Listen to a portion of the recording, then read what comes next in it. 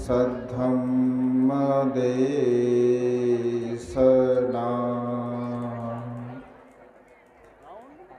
सुखा संघ्रससामग्गी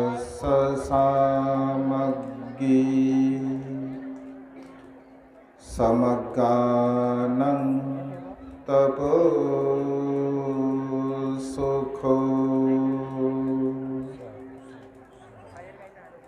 विश्ववंदनीय विश्व शांतिदूत प्रज्ञाशील समाधीच्या उद्गाता महान करुणावान करुणेचा सागर तथागत सम्यक संबुद्ध तथागतांचा पावन पवित्र सद्धम्म, त्या सद्धम्माचा सातत्याने प्रचार आणि प्रसार करणारा सदा पूजनीय भिक्खू संघ,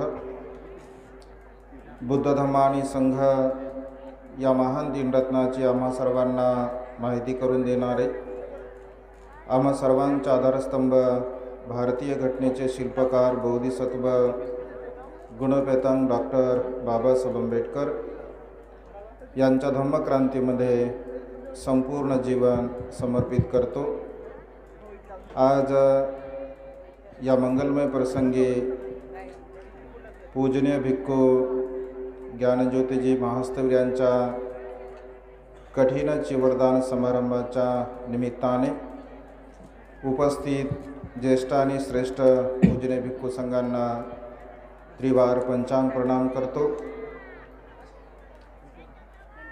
आपणा सर्वांच्या हितासाठी, सुखासाठी आणि कल्याणासाठी छोटेखानी मदेशना देण्याचा प्रयत्न करतो। आजच्या या मंगलमय प्रसंगी, या कठीण चिवरदान समारंभाच्या निमित्ताने आपण सर्वजण महान आणि असीम असं पुण्य संपादन करत आहात।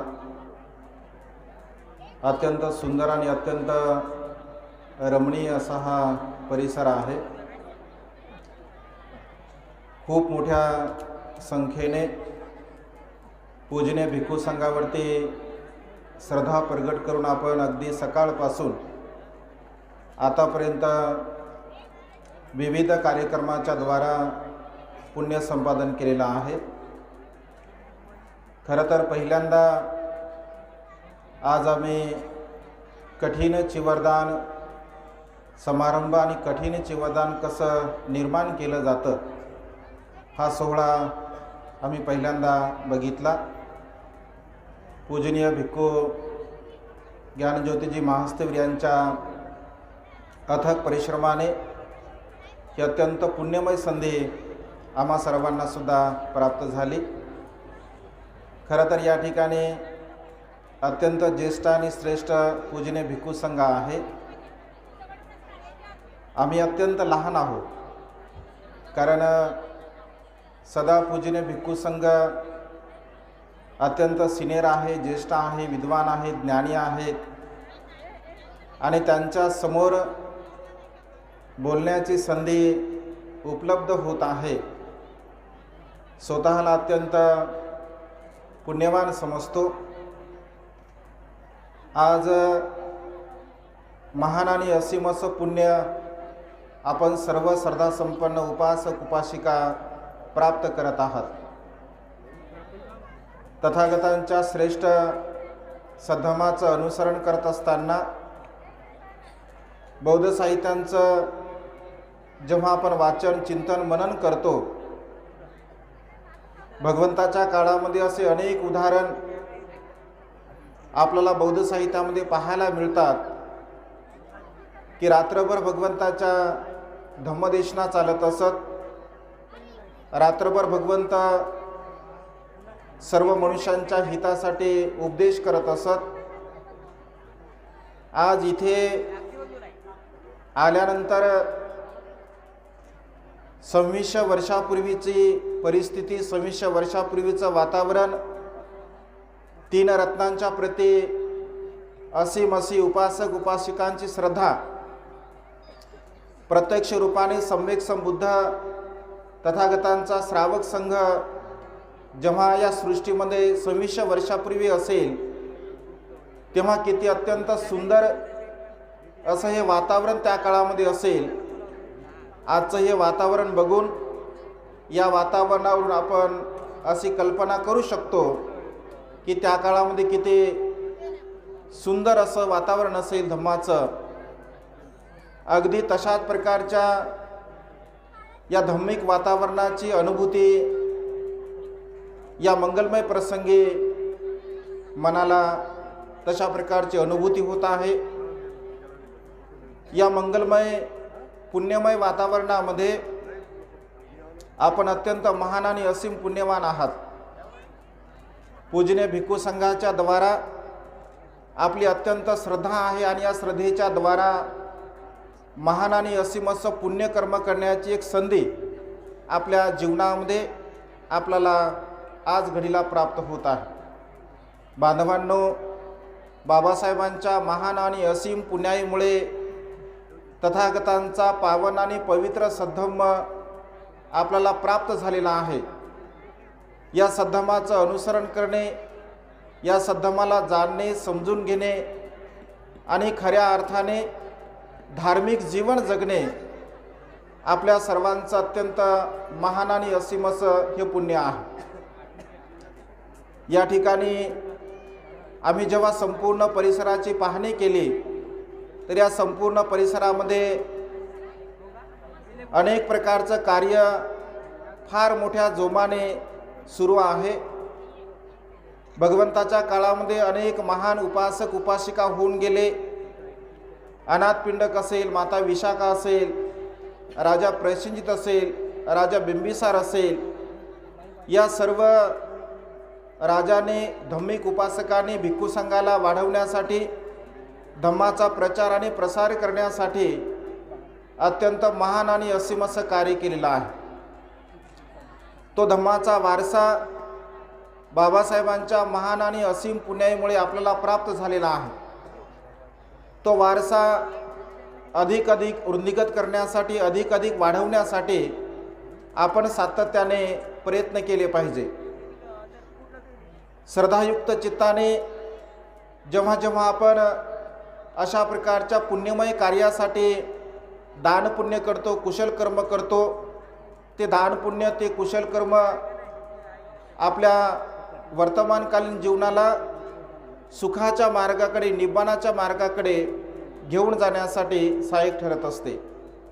आणि त्यामुळे या कार्यामध्ये आपण सर्वांनी अत्यंत श्रद्धेने बाबासाहेबांच्या धम्म मिशनला गतिमान करण्यासाठी, बाबासाहेबांच्या प्रबुद्ध भारत निर्माण करण्यासाठी सातत्याने आपण कुशल कर्म, पुण्यकर्म, दान कर्म करण्याचा प्रयत्न केला पाहिजे.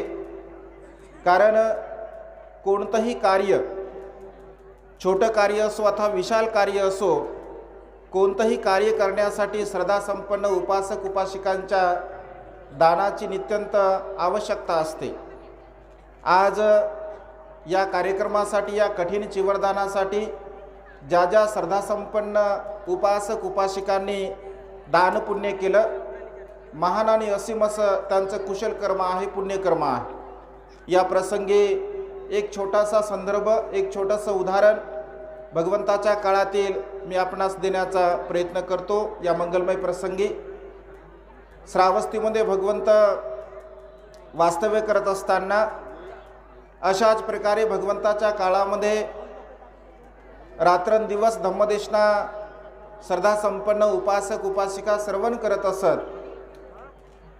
धम्मदेशना श्रवण करण्यासाठी आपल्या मनाची मानसिकता, आपल्या मनाची प्रसन्नता, आपलं कुशल कर्म, आपले पुण्यकर्म अत्यंत महत्त्वपूर्ण आहे. भगवंताच्या काळामध्ये एक परिवार असतो आणि अत्यंत 3 रत्नांच्या प्रती त्यांची दृढ अशी श्रद्धा असते. दोघंही पतिपत्नींची इच्छा असते की धम्म आपण श्रवण करावा. परंतु असं म्हटलं आहे की भगवंताच्या काळामध्ये बौद्ध साहित्यांचं आपण वाचन करत असताना एक अत्यंत प्रेरणादायी, म्हणजे या प्रसंगी या परिसराकडे बघून, या परिसरातील कामाकडे पाहून हे उदाहरण सांगावं असं मला वाटलं की दान किती महान असं पुण्य आहे. दान कर्म आपल्या जीवनामध्ये करणं अत्यंत महान असं कर्म आहे. आणि जेव्हा जेव्हा आपल्या चित्तामध्ये प्रसन्न भाव उत्पन्न होत असतो, तो प्रसन्न भाव उत्पन्न झाल्यानंतर केलेलं कुशल कर्म हे पुण्यकर्म अनेक पटीने आपल्या जीवनामध्ये पुण्य संपादन करण्यासाठी सहाय्यक ठरत असते. कारण जेव्हा जेव्हा मनुष्याच्या चित्तामध्ये श्रद्धाभाव असतो, त्या क्षणी त्याच वेळेला आपण ते कर्म केलं पाहिजे असं भगवंतानी म्हटलं आहे. कारण तेव्हाच त्या क्षणी जर ते कर्म आपण केलं तर आपल्या जीवनामध्ये महान पुण्य आपल्याला प्राप्त होत असते. भगवंताच्या काळामध्ये एक साटक नावाच्या ब्राह्मणांचं एक उदाहरण बौद्ध साहित्यामध्ये आपल्याला पाहायला मिळते. धम्मदेशना श्रवण करण्यासाठी एक साटक नावाचा ब्राह्मण जेव्हा भगवंताच्या समोर बसतो, भगवंत देशना देत असताना दानाबद्दल देशना देतात. दान कथा, शील कथा, स्वर्ग कथा, नरक कथा, कामवासनेचे दुष्परिणाम अशा प्रकारच्या विविध अंगाने भगवंत धम्मदेशना देत असताना संपूर्ण जनसमूहांचं चित्त प्रसन्न झाल्यानंतर भगवंत 4 आर्य सत्याची देशना देत असत. दानावरती जेव्हा भगवंत उपदेश करत होते, एक साटक नावाच्या ब्राह्मणांच्या मनामध्ये अशी भावना उत्पन्न होते की या प्रसंगी भगवंताला आपण दान दिलं पाहिजे.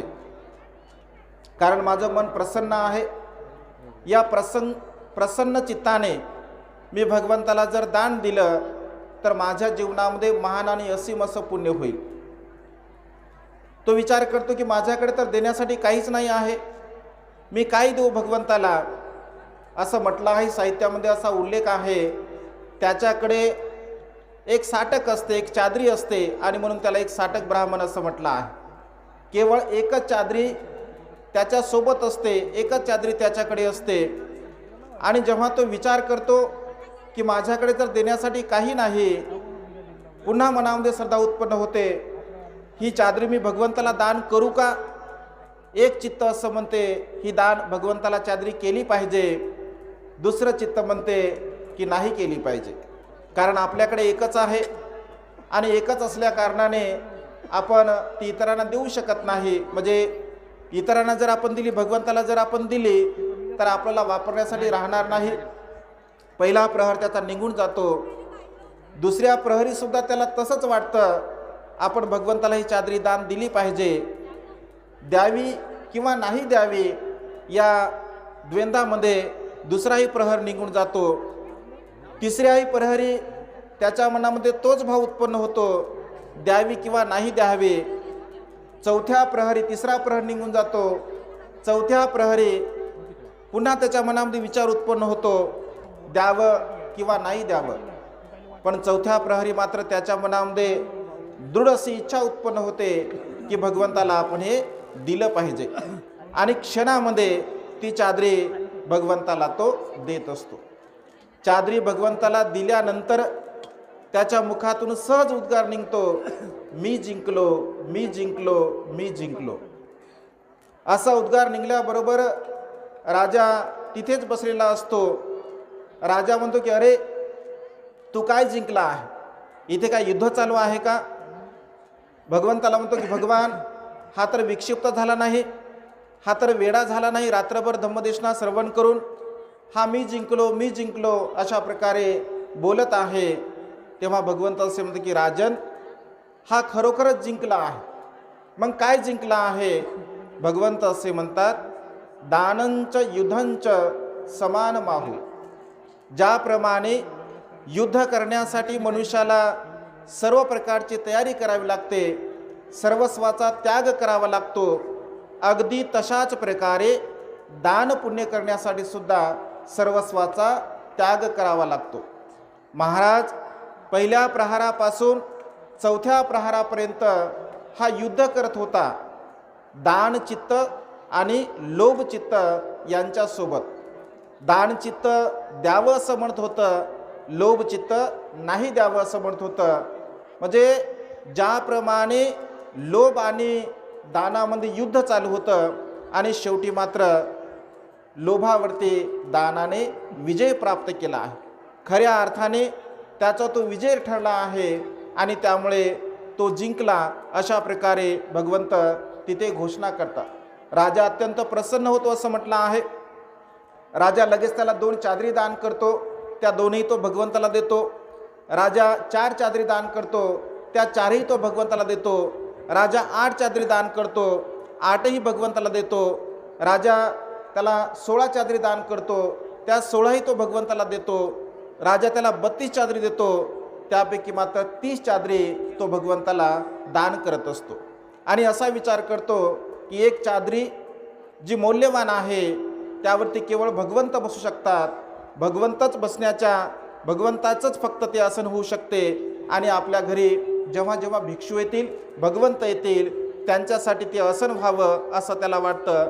आणि दुसऱ्या दिवशी भगवंताच्या कुटीमध्ये भगवंताच्या आसनावरती ती दुसरी चादरी तो अंथरत असतो.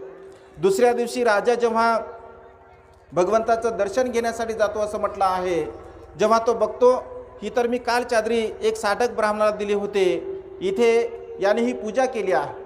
तर ही पूजा कोणी केली आहे? त्यांना समजते की एक साधक ब्राह्मणाने ही पूजा केली. तेव्हा तो म्हणतो की अरे, जिथे जिथे माझी श्रद्धा प्रगट होते तिथे तिथे या एक साधक ब्राह्मणाची सुद्धा श्रद्धा उत्पन्न होते, श्रद्धा प्रगट होते.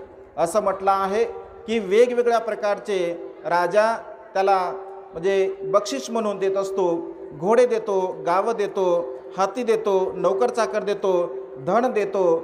आणि अशा प्रकारे त्याला धनाचा लाभ झाल्यानंतर भिक्षूंमध्ये चर्चा चालते की अरे बघा, भगवंत किती अनुकंपा करतात. एक साधक ब्राह्मणाने भगवंताला दान दिलं आणि क्षणामध्ये एक साधक ब्राह्मणाला एवढा मोठा लाभ झाला. अशा प्रकारे भिक्षूंमध्ये चर्चा चालते. तेव्हा भगवंत तिथे येतात आणि म्हणतात की काय विचार करत आहात, काय चर्चा करत आहात? मी आल्यामुळे आपल्या चर्चेमध्ये विघ्न तर पडला नाही. तर भिक्षू सांगतात की भगवंताला अशा प्रकारे आम्ही चर्चा करत होतो. तेव्हा भगवंत असे म्हणतात की भिक्षूंनो, त्याला जो लाभ झाला त्याचा फार कमी लाभ झालेला आहे. जर समजून घ्या, याने हेच दान पुण्य जर 3ऱ्या प्रहारामध्ये केलं असतं तर यापेक्षा दुप्पट त्याला लाभ झाला असता. हेच दान पुण्य जर त्याने 2ऱ्या प्रहारामध्ये केलं असतं तर याच्यापेक्षा 3 पट याला लाभ झाला असता. हेच दान पुण्य जर पहिल्या प्रहारामध्ये याने केलं असतं तर याला 4 पटीने लाभ झाला असता. मनुष्यांच्या चित्तामध्ये जेव्हा भाव उत्पन्न होतो, जेव्हा त्याची चेतना तशा प्रकारची असते, चेतनाहं कमंग भिक्कवे असं भगवंतानी म्हटलं आहे. आणि जेव्हा आपली दान पुण्य करण्याची चेतना असते, जेव्हा आपल्या मनामध्ये तो भाव उत्पन्न होतो, अगदी त्या क्षणी त्याच वेळेला आपण दान पुण्य केलं पाहिजे, कारण त्याचा महान आणि असीम असा लाभ आपल्या जीवनामध्ये आपल्याला प्राप्त होत असतो. बांधवांनो, ही अत्यंत सुवर्ण अशी संधी आपल्याला इथे प्राप्त झाली आहे. अत्यंत महान असं हे कार्य पूजनीय भंतेच्या मार्गदर्शनाखाली चाललेलं आहे आणि त्यामुळे या सुवर्ण संधीचा आपण सदुपयोग घ्यावा, लाभ घ्यावा, दान पुण्य करावं, शील पालन करावं, प्रज्ञेचा अभ्यास करावा आणि या मानवी जीवनाला दुःखमुक्तीच्या मार्गाकडे घेऊन जाण्याचा आपण प्रयत्न करावा. आजच्या या मंगलमय प्रसंगी अधिक न बोलता या ठिकाणी ही छोटीशी धम्मदेशना संपन्न करतो. पूजनीय भिक्खू संघाने मला धम्मदेशना देण्याची संधी उपलब्ध करून दिली. भिक्खू संघाला मी तिरवार याचना करतो, कृतज्ञ भाव व्यक्त करतो व आपणा सर्वांच्या प्रती मंगलमैत्रीची भावना व्यक्त करून आपणा सर्वांना आयुष्य वर्ण सुख आणि बल प्राप्त हो. आपणा सर्वांच्या इच्छित आणि पार्चित मनोकामना ढगातून मुक्त झालेला शीतल चंद्रमाप्रमाणे पूर्णत्वात जाओ, अशा प्रकारची मंगलमय आणि उदात्त कामना या ठिकाणी व्यक्त करून ही देशना संपन्न करतो. सर्वांचं मंगल हो, सर्वांचं कल्याण हो, सर्वांना दीर्घायुष्य लाभो.